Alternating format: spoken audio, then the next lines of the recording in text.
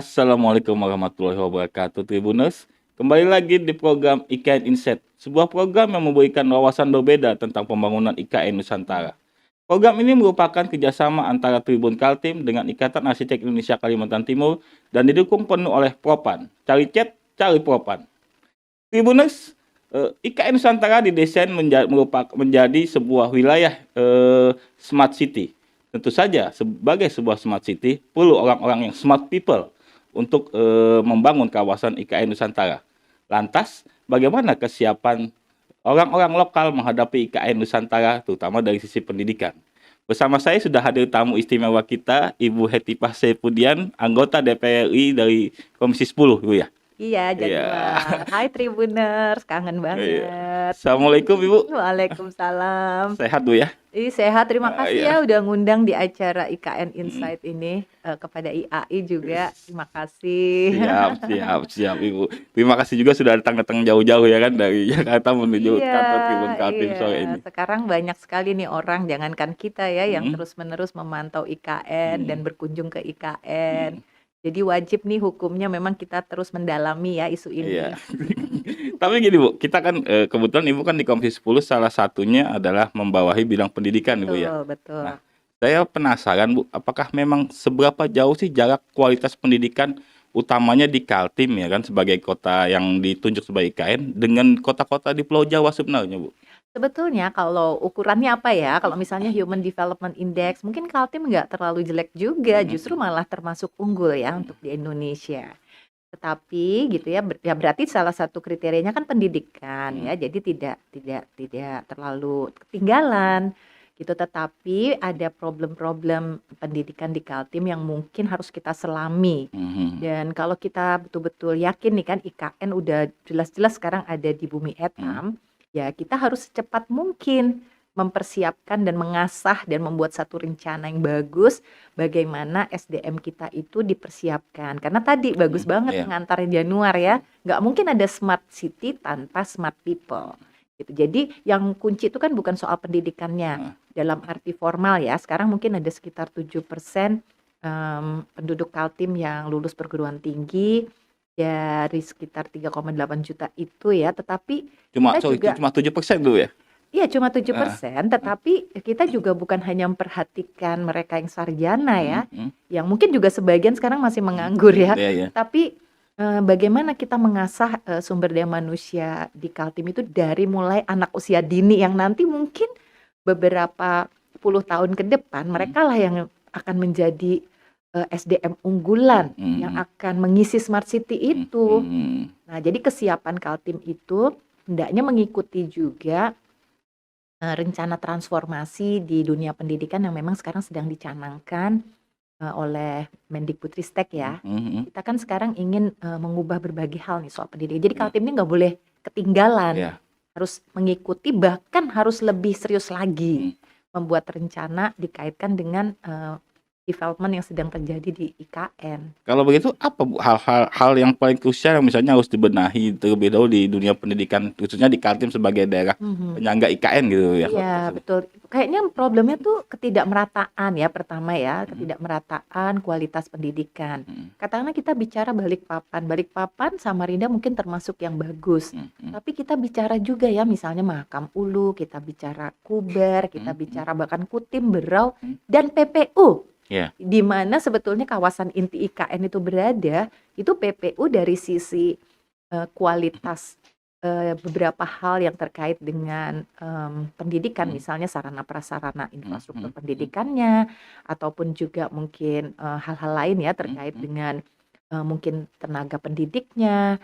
Jadi bukan hanya sarpras tenaga pendidiknya, tapi juga ada standar-standar pendidikan lain yang memang harus kita pastikan itu ada pemerataan di Kaltim ini. Balikpapan aja antara Balikpapan kota dengan yang pinggiran bisa udah beda tuh gitu. Nah ini kuncinya adalah bagaimana kita memberikan dukungan ya kepada semua anak-anak di wilayah IKN itu bisa menuntut ilmu setinggi-tingginya. Kalau perlu dari sekarang nih, berikan beasiswa sebanyak-banyaknya. Kalau perlu kuliahnya nggak harus di Kaltim juga, gitu. Jika ada ilmu-ilmu tertentu yang mungkin Kaltim belum punya, kirimkan juga mereka ke Jawa nggak apa-apa atau bahkan ke luar negeri, sehingga nanti mereka akan kembali dalam beberapa tahun ke depan ke IKN.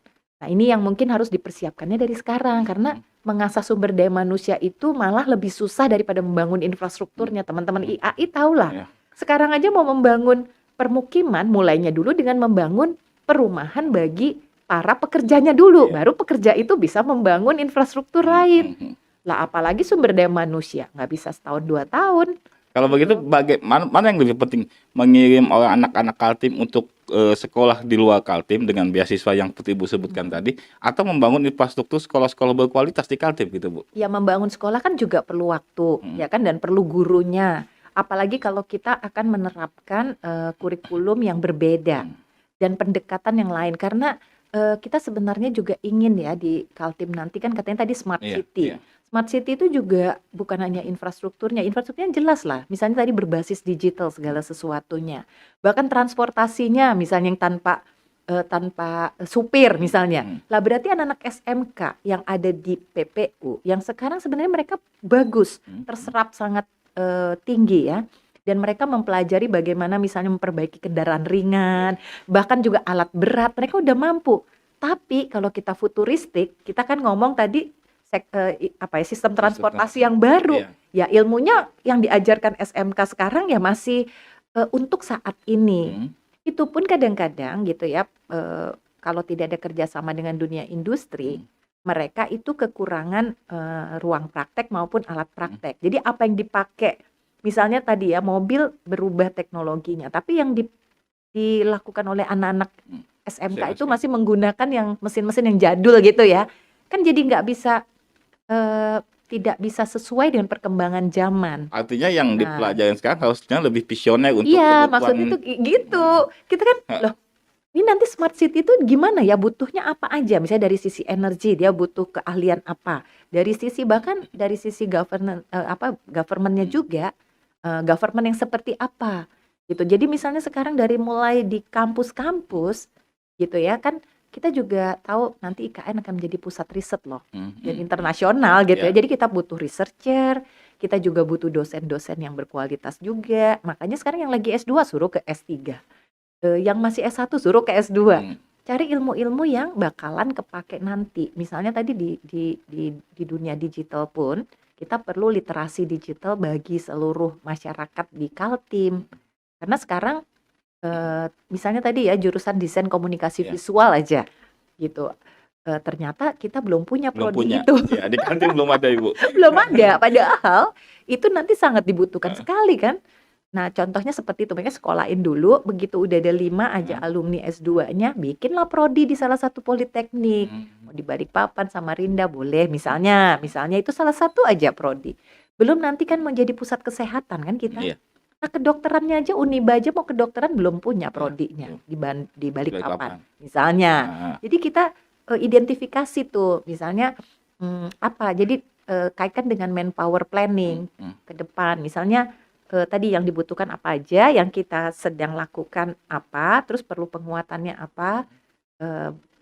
Mungkin 5 tahun perlu waktu minimal, tapi setidak-tidaknya kita mulai sekarang. Kalau kita mulainya 5 tahun lagi ya pasti Agak telat ya. telat. Tapi gini, Bu, kita kan bicara IKN sebagai kota-kota penyangga IKN, bukan hanya bicara Balikpapan dan Samarinda sebagai kota besar kan. Ada Betul. wilayah-wilayah lainnya misalnya PPU yang sebagai daerah utama gitu Iya, kan. betul. Nah, kalau mau jujur-jujuran gitu, Bu, bagaimana sih kualitas pendidikan di wilayah-wilayah itu gitu, Bu? Sebetulnya di PPU ya saya melihat banyak SMK-SMK yang bagus loh. Saya kan baru berkunjung tuh ke beberapa SMK di PPU. SMK 1 bagus, SMK 2 bagus, SMA-nya juga sebenarnya cukup oke gitu. Tetapi tadi misalnya dalam beberapa hal dia masih agak ketinggalan, terutama Pasir ya, Pasir. Kemudian misalnya sekarang sekolah tingginya akhirnya misalnya ada pertanian ya, ada Stiper. Sekarang akhirnya merger dengan UMKT untuk pertanian. Oke kan? Jadi itu hal-hal seperti itu harus kita lakukan gitu. Sekarang sektor pertanian saja itu kan sudah harus modern. Kita tuh nanti di IKN emang siapa yang akan mensuplai kebutuhan pangan? Itu masa kita impor lagi dari Sulsel, dari Surabaya atau dari telur-telur aja ataupun sayur-sayur aja kan harusnya kita bisa dong. Nah, anak-anak Stiper ini itu harus dan saya tahu ya dengan mereka merger dengan UMKT, akhirnya memasukkan masalah-masalah teknologi dan digitalisasi pertanian. Jadi nanti pertaniannya modern. Nah, karena pertaniannya modern, anak-anak muda jadi mau masuk ke sektor pertanian lagi. Kalau pertaniannya masih seperti sekarang gitu ya, masih dengan cara yang sangat mungkin jadul tadi, anak muda memang udah nggak mau masuk ke sektor itu. Nah, sekarang yang petani-petani milenial ini menuntutnya tuh lebih dari sisi tadi ya precision agriculture itu, supaya kita tadi bisa produksi sesuatu dengan kualitas yang sama dan bagus, itu harus terjadi di IKN. Tapi apakah kualitas pendidikan di IKN sebegitu berbedanya misalnya dengan di Jawa gitu? Apakah di Jawa sudah juga menerapkan yang sistem pendidikan yang visioner seperti itu gitu? Apa Sebetulnya ya ini transformasi ini dilakukan di seluruh Indonesia, maksudnya sedang berjalan. Nah, oleh sebab itu kita jadi jangan ketinggalan, karena dalam beberapa hal terus terang aja gitu ya, saya merasa kadang-kadang kita tuh ketinggalan 2-3 tahun dari misalnya teman-teman kita katakanlah di Bandung atau di Jogja atau di Malang. Tapi saya lihat banyak sekali sekarang kan anak-anak Kaltim yang sekolah juga di berbagai perguruan tinggi terbaik, dan Unmul juga sangat bagus. Terus juga politeknik juga seperti Polnes itu juga luar biasa. Tadi ya Politani, termasuk juga perguruan tinggi swasta juga banyak yang bagus. Kita udah punya ITK lagi sekarang, ya kan? ITK juga punya jurusan-jurusan yang seperti ya arsitektur ataupun perencanaan wilayah ya, PWK. Ya, jadi kan berarti kebutuhan-kebutuhan itu sebetulnya sudah ada nih pabriknya nih, gitu. Nah, sekarang kita tinggal isinya. Jadi walaupun sudah ada arsitektur, nanti yang diajarkan di arsiteknya itu sesuatu yang mungkin lebih relevan untuk IKN. Terus PWK juga gitu ya. Jadi pengetahuan dan konsep-konsep baru tentang planning itu justru kesempatan kita tuh punya laboratorium hidup kan di IKN ini. Jadi sebenarnya kampus-kampus tuh senang sekali karena kita bisa kayak semacam kalaupun action research. Ya, lebih dekat gitu Bu ya. Ya, langsung kita praktekin aja. Kalau misalnya gitu. Unmul dengan fakultas kehutanannya nah, gitu itu kan. Juga betul. Kalau Unmul kan udah legendaris lah ya kehutanan. Tapi ini tantangan baru nih. Itu bagaimana membangun katanya ibu kota di tengah hutan, gitu kan? Itu kan sesuatu konsep yang mungkin belum pernah di seluruh Indonesia diterapkan.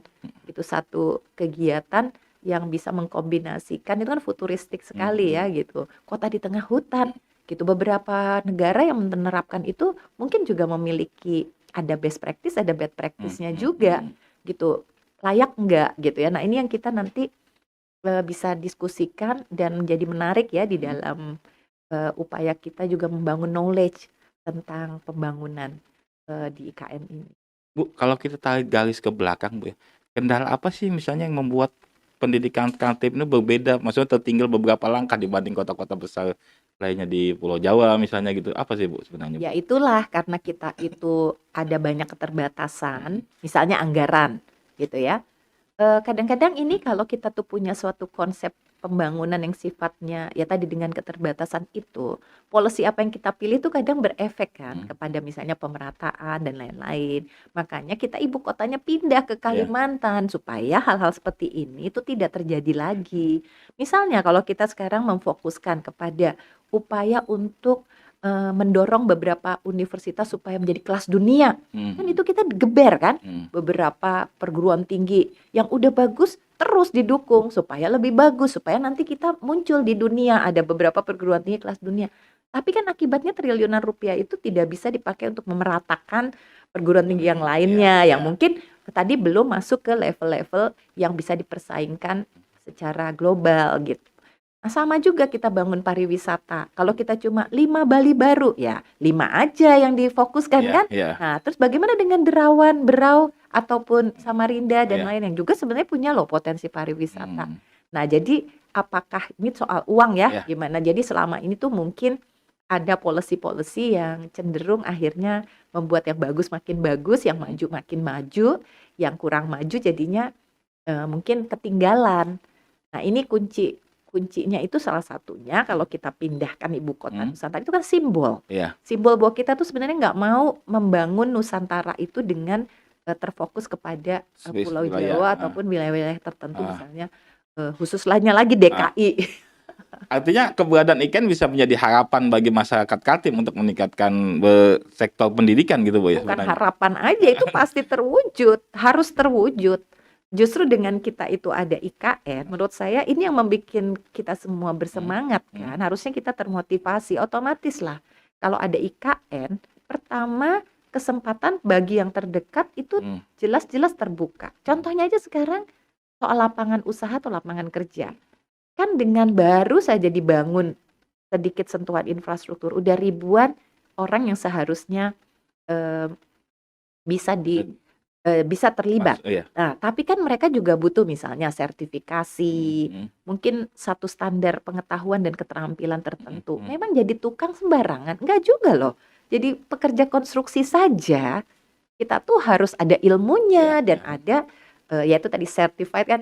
Oke, berarti dia sudah bisa menjalankan tugasnya dengan standar Pelatihan tertentu. khusus gitu Bu ya dokter. Makanya harus dipercepat kan. Itu baru dari satu sektor loh ya. Belum lagi potensi-potensi untuk ya kita kan mendapatkan keuntungan transisi untuk kota-kota ya seperti Balikpapan, Samarinda nih yang udah lebih banyak SDM yang siap ya. Itu padahal sebenarnya harusnya ini juga di apa ya, maksudnya dinikmati juga oleh teman-teman yang paling dekat itu juga ya tadi misalnya PPU khususnya ya Samboja, Muara Jawa. Kan kita tahu Muara Jawa aja sekarang nggak ada perguruan tinggi di situ, BLK aja nggak ada. Artinya gini Bu, perguruan tinggi di Kaltim sebenarnya masih kurang untuk menampung misalnya minat contohnya pemuda-pemuda Kaltim gitu untuk bersekolah gitu. Loh sekarang ya memang kenyataannya kan SBMPTN misalnya atau tes masuk perguruan tinggi kan memperlihatkan kan. Apalagi Unmul pun karena sudah bagus diperebutkan oleh mahasiswa dari luar Kaltim loh. Gitu. Jadi tidak otomatis orang Kaltim juga diterima di Unmul kan bersaing juga. Nah, oleh sebab itu makanya ya sekarang sistem penerimaan mahasiswa baru mungkin nanti tetap ya kita perbaiki, kemudian juga sehingga tadi kelompok-kelompok yang seharusnya ikut mendapatkan kesempatan lebih merata lagi gitu, bukan hanya misalnya jalur-jalur mandiri juga mereka yang miskin bisa gitu ya, beasiswa diperbanyak.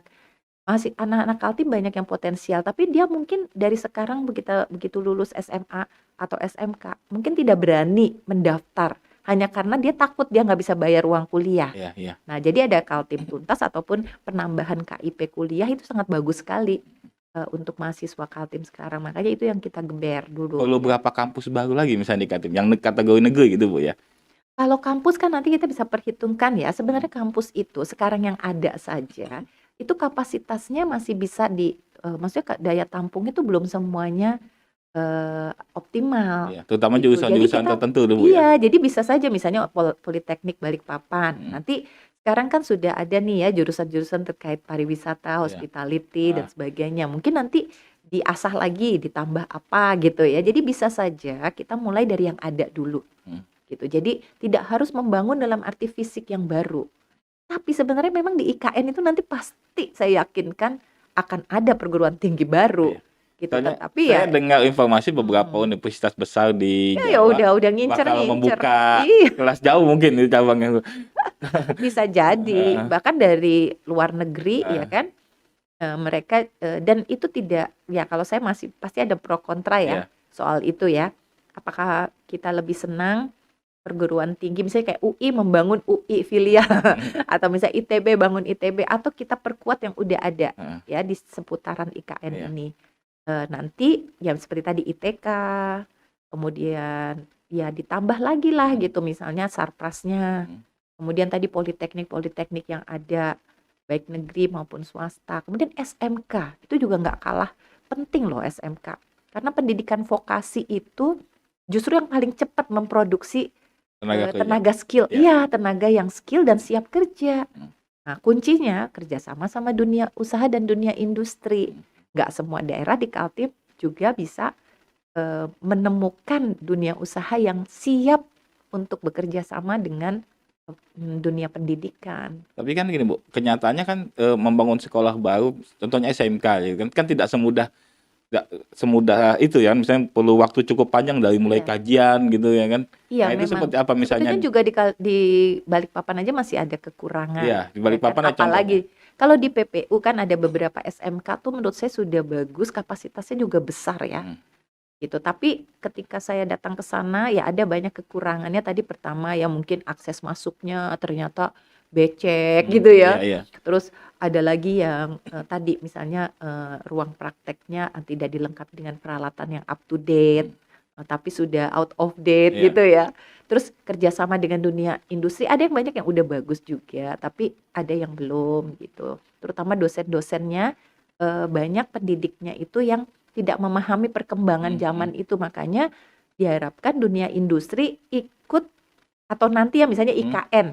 Nah, siapa kan sekarang banyak nih perusahaan yang lagi bekerja di IKN kan, dari mulai sektor konstruksi ataupun sektor tadi ya, dari mulai konsultan maupun sampai konstruksi. Itu kan juga bisa sebetulnya mereka menjadi pengajar. Iya.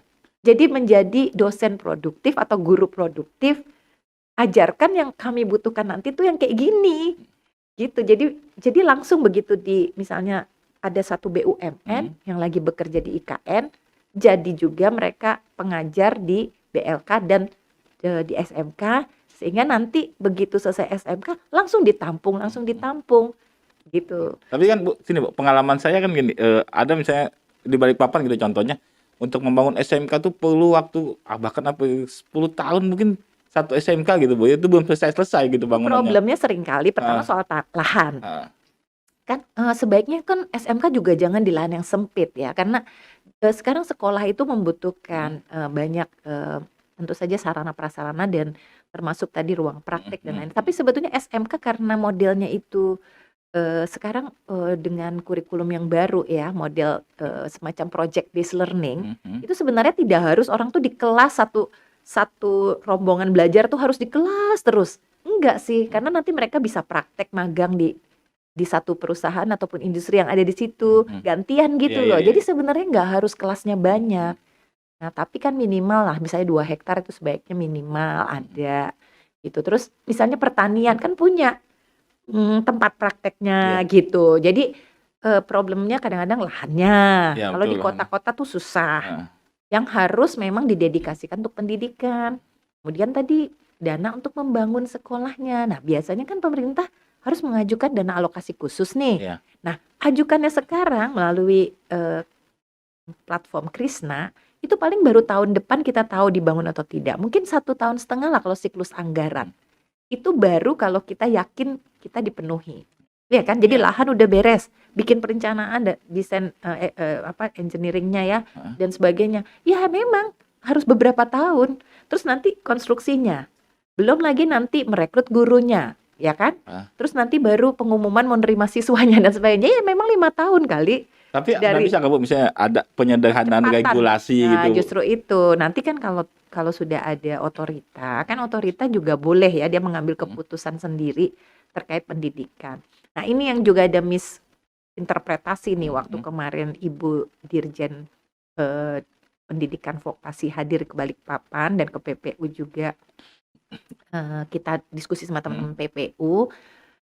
Jadi ada kesan gitu ya, karena udah ada badan otorita dan badan otorita itu juga bisa mengambil keputusan tentang penyediaan layanan pendidikan, seolah-olah Kemendikbudristek sekarang tidak lagi masuk mensupport pelayanan pendidikan di IKN ini. Saya bilang jangan begitu cara berpikirnya. Otorita kan belum betul-betul berjalan. Artinya lepas tangan dong, Bu, lepas tangan. Justru itu saya bilang jangan lepas tangan. Justru tanggung jawab Kemendikbudristek saat ini gitu untuk membenahi berbagai sarana prasarana pendidikan yang sudah ada di IKN supaya nanti ketika gitu ya IKN itu siap, itu tadi lebih ya seperti yang kita tadi diskusikan ya, maksudnya lulusan-lulusannya, gurunya itu udah mengantisipasi adanya IKN. Justru tanggung jawab Dikbud sekarang lebih besar. Harus lebih fokus ke sini juga. Diberikan afirmasi lah untuk IKN gitu sih. Jadi ya itu upaya, mungkin tugas saya sih memang. Jadi kalau nggak terjadi berarti saya yang salah juga, termasuk salah satunya. Terima kasih sudah nonton. Jangan lupa like, subscribe, dan share ya.